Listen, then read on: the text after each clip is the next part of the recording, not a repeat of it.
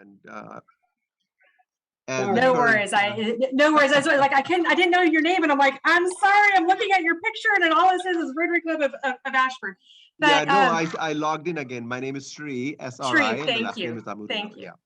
Yeah. Is the tie-in goes to membership and service. So I had this harebrained idea to start this this anti-sex trafficking project. And so I was able to leverage through Rotary and the connections and that credibility that comes with Rotary to go to the sheriff, to go to the chief of police, to go to Department of Social Services, go to all these people. And if I was just a mom on a mission, I would have gotten nowhere. But because it's Rotary, I got somewhere. And you know what? We've brought in the chief of police, the sheriff, the Department of Social Services director, COO of the hospital is joining. I'm trying to think of who else have all joined since we started this project. So while it's a one-man band as far as me having started that project, on the other hand, it has brought in new members because they see that somebody has a passion for something that they're passionate about. And I always ask them, well, if we're gonna hang out all the time, you want to just come have lunch with the cool kids on Thursdays? And they all join because they want to hang out with the cool kids. But it's that once they see that they can make an impact and that Rotary is willing to step in behind something that they have a passion for and we can solve a problem, they want to be part of that. So don't be shameless, or be shameless. Don't be bashful about asking people to join after you've done a project for them or with them. Elizabeth, you have your hand up too. Yes. Are there any rules or regulations about a club partnering with a for-profit institution? Give me an example.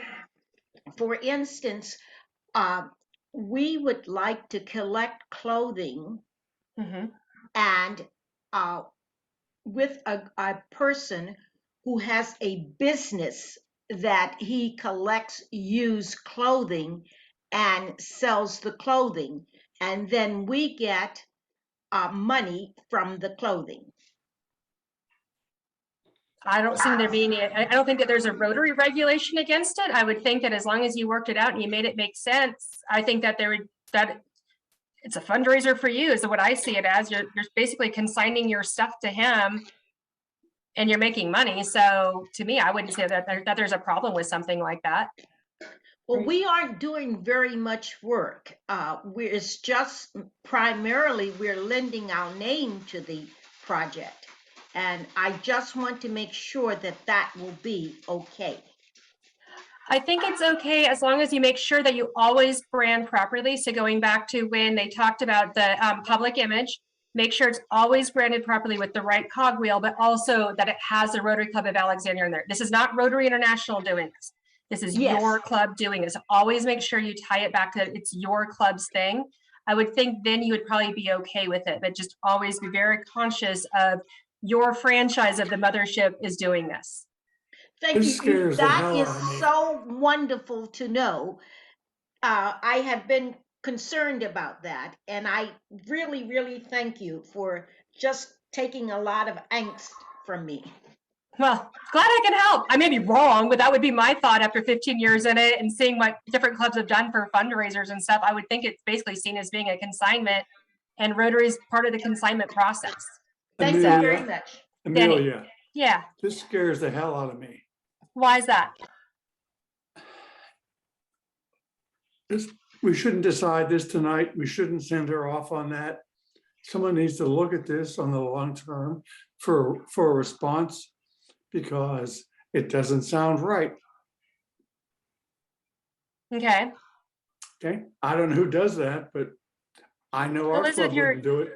Elizabeth, I know that I've connected before with the Major Service Project Committee. If you want to reach out to me, we can look deeper into it. But I think you're fine. But let's go ahead and have that deeper conversation. And if you have a deeper, a deeper conversation is good. Yeah. And I'm not a lawyer, but that's fair, Jenny. Yeah, that's fair. Thank you. That's fair. We will take that on.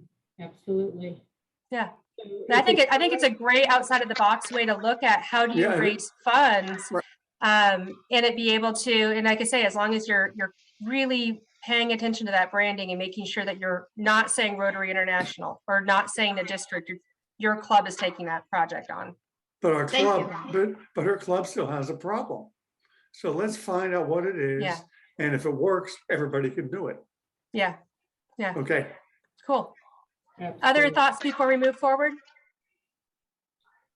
All right, so I'm going to go back to sharing, and I'm going to pick on Sheila to talk about. Oh, Sheila, you're timing out. I want to take our 10-minute Oh, our break. I'm sorry. We got talking so much, I totally lost track of time. See? Then we'll come back to Sheila. But I didn't want to stop the great discussion that was going on because every bit of it is so valuable. So what I'd like to do is our introductions. We didn't have anybody here at our last session that was scheduled to be introduced. So we just skipped past it, and I've reorganized the entire list and sent it out. But we do have several people here tonight that are ready to do their introductions. And Renee, would you do us a favor, please? Bill is on the call again, and this is the second time he's been here to introduce his partner and have his partner introduce him, but the other individual is not here. So I would really like us to have an opportunity to get to meet Bill. Would you please introduce Bill Laws? I think you're probably the one that knows him the best in the group. I think I know a couple things. It's really funny because Kaz said, hey, Bill's partner isn't here. Could you introduce him? And I actually walked in the other room and said, what am I supposed to say? So some basic information about Bill Laws, the president-elect of North Stafford Rotary Club. This man was a dedicated Marine for many years. He retired in 2011 from the Pentagon after 23 years of service. He is an amazing father, if I do say so myself, to 6 children, and an awesome and supportive husband. He currently works for Raytheon in Herndon, so he has quite the drive from North Stafford up to Herndon, but he's happy to do it, he tells me, because it's for the good of the family. We have 6 kids, like I mentioned before. The oldest is living in Australia. She was in the Marine Corps as well, and she's now out. And our youngest, she's 31, and our youngest is 20, and he's in ROTC at Old Dominion, following in his father's footsteps as well. So that's a short little synopsis. Did I do good? Was that enough? Is that all right? I forgot I was muted. That was wonderful. Thank you.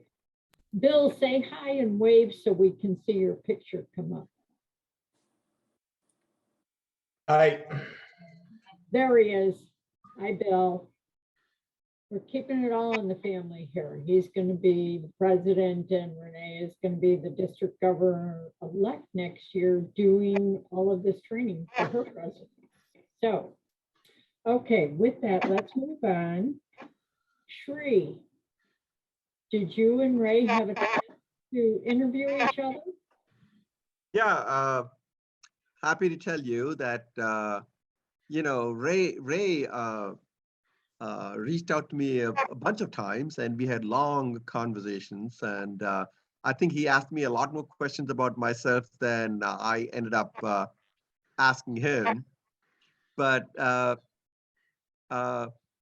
was happy to find out that Ray is a grandfather of grown young people, and his life experience is extremely intriguing and very fascinating. He's been responsible and has been working for a very long time. First, he worked for his father, then he worked for different industries, and he has basically walked through real estate and finance and banking. He had his own business of hiring hundreds and hundreds of people with clothes stores, specialized clothing stores. I think he's been doing community service in one way or the other for the longest time. And his attitude and viewpoint of what he does seems to be just serving people. It is not a question of growing himself.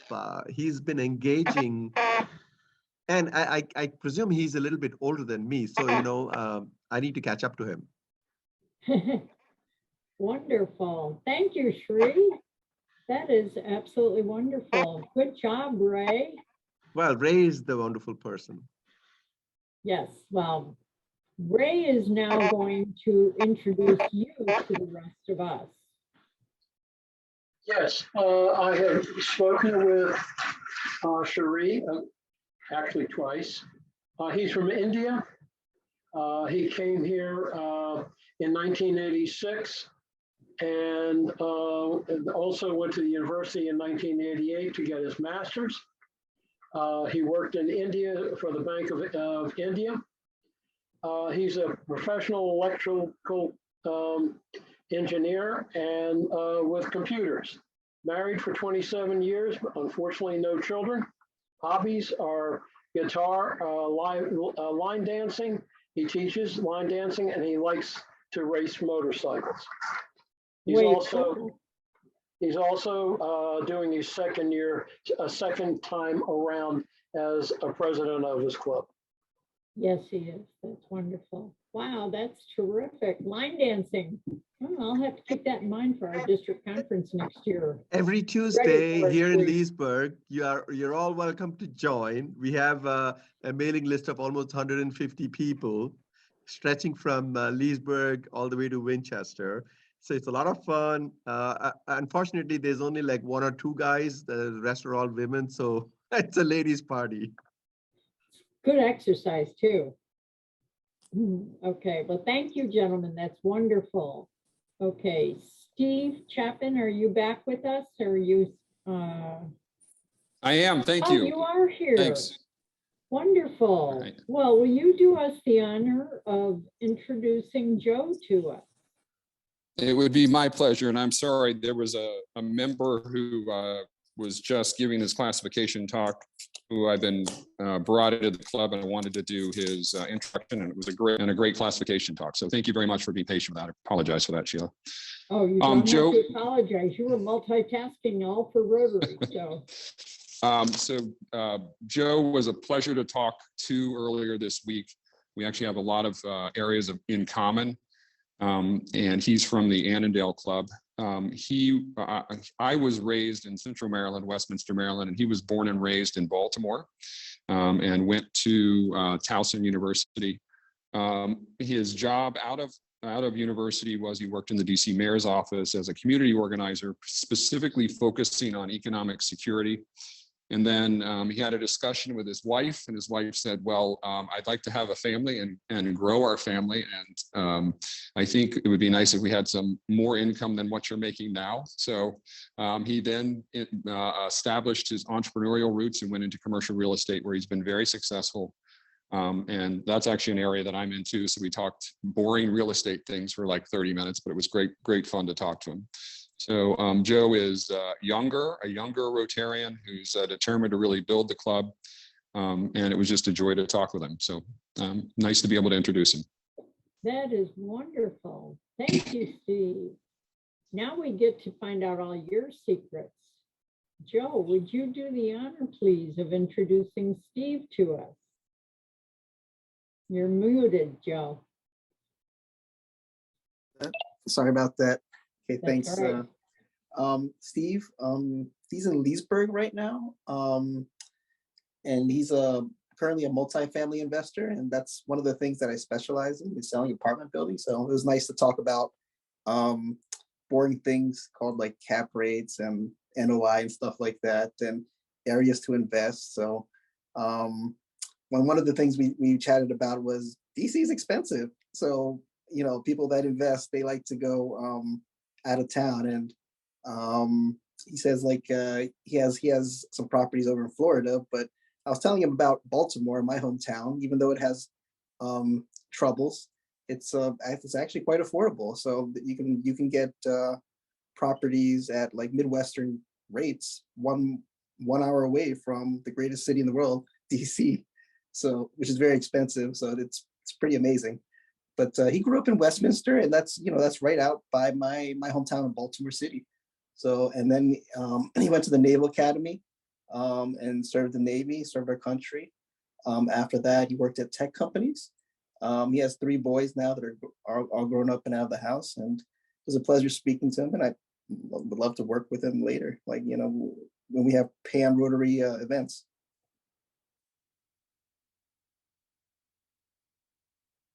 I'm doing it again, talking to myself. Thank you so much, Joe and Stephen, for everybody that did their introductions tonight. I will be checking the rest of the list. We have a couple of new PEs that have just filled in some vacancies for us the last couple of days. So I'm going to get them fit in the schedule.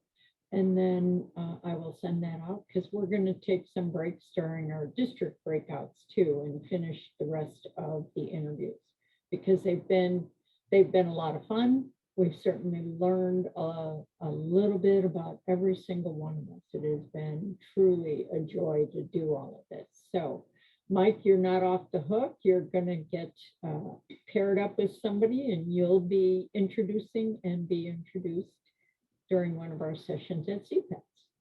Mike just became the PE for his club yesterday. So he's right here with us and starting off day 1. And he is definitely excited about being part of our class and part of our group. So this is our last night of pre-pets. I am going to send out the information and I'm going to include information that Walisha talked about tonight and that Amelia also referred to with the Service Project Committee handbook and some of the other things so that you have it in writing and you can look for these things. I will get you a link to it so that you can get the handbook if you want it and the Rotary magazine link and stuff like that. So you'll have it. And then the next time we see each other will be at the Westfield Marriott in Chantilly, Virginia. I will be there all day Thursday, Friday, and Saturday. So those of you that are taking some Thursday sessions, I will be there the whole day. If you need anything, please feel free to text me. My phone number that you have is my cell phone, so I do take text messages. And I will help you any way I can when you get there. And we're looking forward to a really, really fun weekend. And it's going to be a weekend I think you'll always remember because the president-elect training is to all get to know each other more and go through your training together and share your experiences with each other as you're in all of these breakouts. So Sheila, this is Stan. I do have a question that maybe you can address regarding the Thursday session. Yes. Where we start. I'm a little confused as to how to read the events of the day. From 1 to 4:15, there's the Club President's 101 by DG Deb Wall. But then I guess this must be concurrently. Then there's a 2:30 to 3:30 session on technology, and then another 2:30 to 3:30 session on risky business. Those would be concurrent with. So you would make your own choice as to which you wanted to attend. Is that correct? Yes, those are optional, except Rotary 101 for anybody who has not gone through pre-pets. They have to go through Rotary 101. Now, all of you that have been here with us since November going through this, you do not have to go to Rotary 101 on Thursday. I will be doing the technology session, and then the Chesapeake Pets chairman, Jim Roney, who is a past district governor and a longtime Rotarian in 7630, is going to be doing or 7600, excuse me, is going to be doing the risky business about insurance. So if you'd like to take one, please go back in and modify your registration. You can certainly add it into your registration if you want to. All right. Okay, all right. the 3:30 to 4:30, which is entitled Creating and Managing All Formats of Rotary Clubs. Yes. Could you explain a little bit what that's about? That is going to be a session on different kinds of Rotary clubs, focused Rotary clubs, satellite clubs versus Rotaract clubs, e-clubs. just any type of, just to talk about different clubs that are popping up all over the place. And to give you an idea of if you're thinking of expanding and you want to do like an evening club or an evening satellite club as part of your club, you know, there's lots of different options. So that's what that is for. Great, thank you. You're welcome, Stan. All right, with that, let us go back to Amelia and do the second half of the service project presentation. Thank you. Remind me, because I'm a little out of sync. Our cutoff is 7:30 or 7:45? Great. Now, I'm going to ask Sheila that question because all my fellow compadres will be like, it was an hour ago. What is the real answer? 7:45. Got it. All right. So I have dropped in the chat because when I had done this before last year and I didn't edit out as much as I needed to, it was set up for being a 2-hour and I'm not doing 2 hours with you. That said, I have dropped in the chat for you 3 things. 1, my contact information. 2, the actual PowerPoint that I'm doing that has a script. So, and the script is in it. So you're welcome to print that, look at it, read it, internalize it, use it with your club when you go and do your club retreat, which I know y'all are planning right now. But this is a great tool to be able to use with your club. So feel free, like I say, rip off and duplicate is your friend. There's no reason to research and develop anything in Rotary. Use it, abuse it. That's what it's there for. There's no license to this. Feel free to do that. As well as the third thing that's in there is a PDF. That's the Rotary Showcase, which I do want to show you that that's at the end of all of this. And that shows, and that is how we are tracking major service projects within the district. And that feeds into Rotary International. So I want to make sure that we cover that, but I wanted to make sure you guys all had that. You can pull that off, because if I don't drop that in there until the end, then you're kind of stuck needing that and you won't get it pulled off in time. So now you have time to pull it and save it somewhere. And then it's also, when you do the recording, Sheila, I think they'll be able to grab it out of the recording as well. So with that, there are a few of these slides I do want to still make sure I share, but I'm not going to go as much into each of these as my original plan was. So bear with me while I skip through. Do lots of good stuff, have lots of good projects, and go with God with that one. Having those signature local projects is what's really going to help you build your name in your community. So we were going to talk about Viva Vienna, but I'm not going to dig into that. But really looking to find those signature projects that you can do, that you can engage your club and engage your community in solving problems. So making sure that you take the time to do that and look for ways that you can then leverage those projects to be able to build public image. So tying in service into each of these other projects. We actually had District Governor Pat Borowski was out today at my club doing her district visit. And one of the things she asked is, okay, everybody that's on your club's membership committee, raise your hand. If you're on the public image committee, raise your hand. If you're on the foundation committee, raise your hand. The reality is, all of our hands should be up for all of those, right? We should all be raising our hands because we're all membership, we are all service, we are all public image, we are all foundation. And if you're doing good, solid, especially local projects, international projects as well, but local projects, you're touching all of those things. So that's really kind of what this ties into back in here, is that's where it's going. So looking at those and looking at ways of how do you promote it, how do you fund those projects, and so on. I will say that what Elizabeth brought up is very interesting. She's not going to follow up, just, Danny, we're having a call after this is over to dig in deeper. So that is scheduled. But to really look at how else can you fund things. It doesn't always have to come from the Rotary Foundation, right? There are other ways to fund things. So whether you're doing fundraisers for your projects or with your community to fund other projects, you have the opportunity to do that. Looking at outside grants. So my anti-sex trafficking project, I'm going to tie back to that. We have a large community foundation. Our hospital was a nonprofit little sleepy rural hospital that sold to LifePoint. They put $100 million in a foundation to fund projects in Fauquier, Culpeper, and Rappahannock counties. And so we go to them. Like, my club put in $500 for a $23,700 is what the Path Foundation gave us. we look for those opportunities so that we don't take away from other clubs who might need those funds. So we look at how else can we access funds, and you can get them throughout the year versus always having to wait for the Rotary cycles. So if you have that off cycle thing, look for in your own community, you probably have a community foundation of some sort. So leveraging those, getting to know the people from your local community foundation, have them come be a speaker at your club, get them to join your club. They know what the needs are too, and they're sitting on the money that want to actually spend the money to solve the problems. And if they can come in there and say, you know, because one of the things that we're noticing here in our community that's probably going on in your community too, is people aren't returning to the workforce largely because of childcare. Childcare is so flippin' expensive in Northern Virginia. So there are families who are living on half their income that they had pre-COVID because they can't afford the childcare to be able to go back to work. So is there opportunities that your club could partner with other stakeholders to help solve that problem somehow with your churches and with your other groups? There is funding available through the state and federal and local foundations to help solve that problem.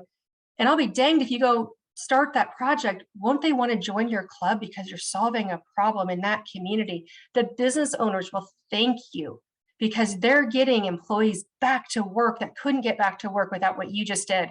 So look for those opportunities and look for opportunities to be able to access funds that are outside of what you would normally be thinking about. It doesn't just have to be Rotary funds, and you don't have to do a fundraiser for everything. So think about how you can do that and how you can really make an impact in a way that you may not have already thought about. They're out there, and ask those members who are already connected to them. If you look at the different foundations, or if you ask your members, what boards do you serve on? What foundations do you serve on? You'd be surprised at how many of your members probably sit on foundation boards and sit on other community boards that if you ask them, they'll help connect it, but they never occurred to them that Rotary might be interested in partnering with it. So finding ways there that you can be able to partner. I was asked last year to talk about the check writing thing. There are a lot of clubs.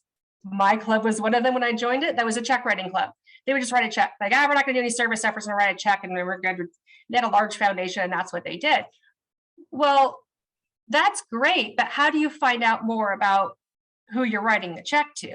So really digging in, if they're coming to you and asking for funds, because we all get hit up for these in our clubs and in our board meetings, doing that research and digging into it. So that might be having a policy of how do people bring requests in, and working with your board to come up with a policy on it, coming up with a policy of, if it's coming in and you're getting that request, how do we research it? How do we put that forward? So that might be simple things like checking them out on Charity Navigator. That's simple, that's easy, and GuideStar, and find out, are they legit? Read their 990. It's out on Charity Navigator. Getting information about them, because you don't want to put your hard-earned, hard-raised money into an organization. I have the Happy Festivus because I'm a big Seinfeld fan, and there's a Seinfeld episode for every situation, and I love it. But the human fund, you don't want to give a check to the human fund. You want to make sure that you're actually doing this and asking them to come in and talk to you, share with you what was the impact, and give them that thank you. Not just, it's awesome to get a handwritten note and your president stands up there and you read it, but to hear the impact of the lives change as a result of your money. And that'll also help you, again, talk to them about possibly membership, talk to them about who's on their board and other ways to be able to tie back in. So if you're doing that big check presentation, look for ways that you can have an impact with it. Not just mail the check to them in the mail, but is there a way that we can come and present the big giant check to you and have a nice photo op and have it be something great? Is there a way that you can do it and you have a kid that's in the picture and make it so that it's something that wants to get picked up and gets people interested, that you could put out on your social media, that maybe your newspaper or your local TV station will want to cover it? So think about, how do you take something as simple as a check writing project and really leverage that and make it something really special? So looking at that piece of it and knowing what that impact is. There's so much on public image, and I know there was already a public image thing, but making sure that you leverage the tools that are out there. So tagging. Again, all of these tags are in the presentation that's in there, but tag them, tag the related Rotary action groups. That's what a RAG is, for those of you that don't know. There's a Rotary action group against domestic violence. There's for Alzheimer's. There's for environmental. There's for the action group against slavery. There's action groups for peace and conflict. Right? All of the areas of focus have different action groups. Tag them because it gets the message out farther. than what just your club is doing or just what our district or a zone is doing. That makes it big and really gets it out there. Fellowships too. If your club is doing a fundraiser that's a wine tasting thing, tag the fellowship for wine tasting. Tag the fellowship for beer tasting. Tag the fellowship for bald men if you have a bald guy in the picture. Look for ways to be able to leverage and get the word out more about what you're doing, because you never know who's gonna touch, and they're gonna go, hey, I want to do that. I didn't know they did this. Find a way to be able to really do more than just a simple project. So get people excited about what you're doing, and they're gonna want to join your club. They're gonna want to come. And the reason you want to join your club is not just so you have more members, so you can make more impact. With membership comes impact. So making sure you really look for that.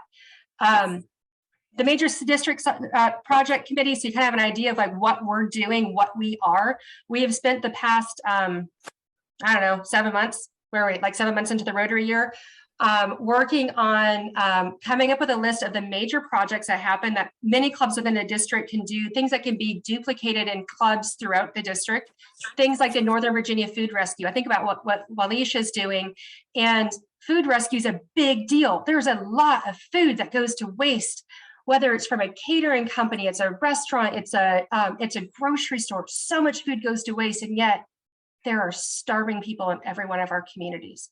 How do we get it from that store, like what Alicia's doing, and get it to hungry people? So the food rescue program is awesome. And Northern Virginia has a program that's set up for that all of our clubs in Northern Virginia can be part of. And then let's help them replicate that in other parts of our district to be able to do that. So there's opportunities there to be able to partner. The 10 million meals project that's going on to be able to feed 10 million people in our zone. The Red Cross, Shelter Box, the Human Trafficking Prevention again, Flags for Heroes, Refugee Resettlement. There's so many projects that multiple clubs can do. We're tracking those. We want to know more about them so that we can help other clubs, so they don't have to go out and figure out, how do I do this refugee resettlement thing? We have experts in the district that are doing it, clubs that are doing that.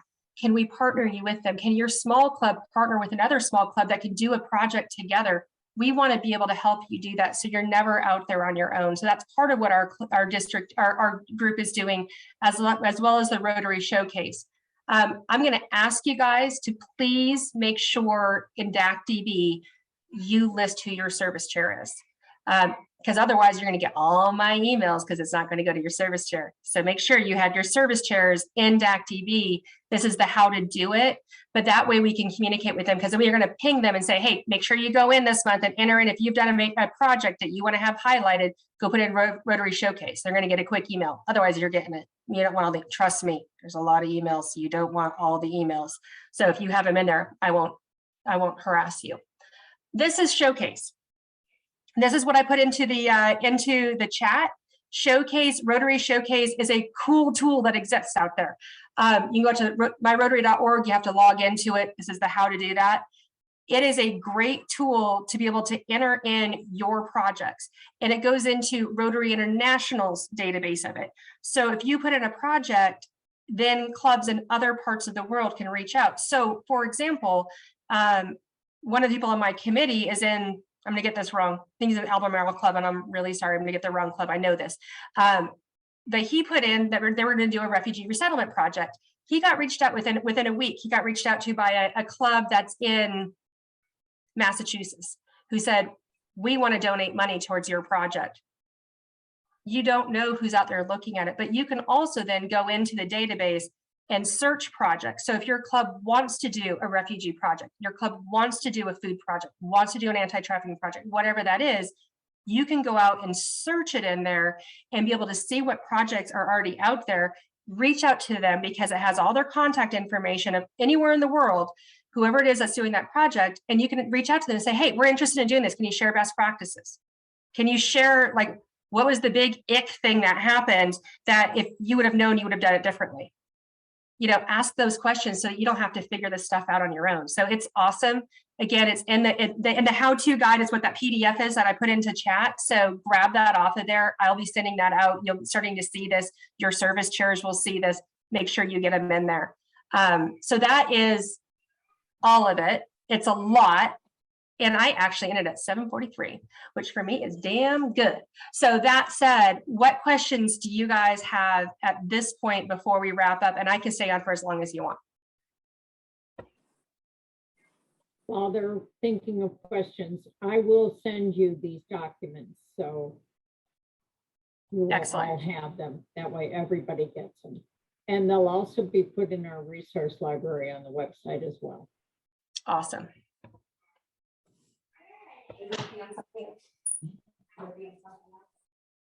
Thank you. Thank you, guys. And feel free to reach out to me. I'm always happy to bounce ideas or give you some best practices or connect you with another club. Thank you so much, Amelia. This Can't was wait to see you guys at really Pets. wonderful.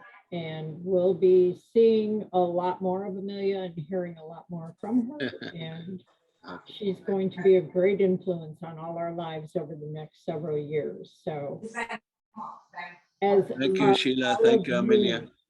I agree with the first statement she made when she said, I'm looking at a bunch of future district governors here. You're my future area governors. You're my future district governors. This is I'm excited to be in this group with you guys. So 100%. Wish you luck. With the energy Thank you you. put out there, Amelia. Well, you will see us all together at Westfield Marriott, May 3rd through May 5th. I cannot. No, wait. March. Okay, we'll do it in March. In 2 weeks, not 2 months, honey. Oh, Lord. Maybe she want to talk Okay. about the district meeting. Will be in May. The district meeting is going to be April 9th. That is going to be the district training assembly. You're going to get this in your folder at CPETS. I'll have a sheet in there for you with the location, everything. It is the training for all your club board members, secretaries, treasurers, membership chairs, service project chairs, foundation, everybody. It's going to be in Fredericksburg, Virginia. It is going to be free. It is going to be from 9 in the morning until 3 in the afternoon. We are going to serve lunch, but we want to get as many people there as possible to go through this training. It's Saturday, April 9th, but you will get that in your folder. You're going to get a lot of dates in your folder. You're getting all my district governor club dates. I have already worked out my calendar. I'm going to give you my dates of when I'm coming to each of your clubs.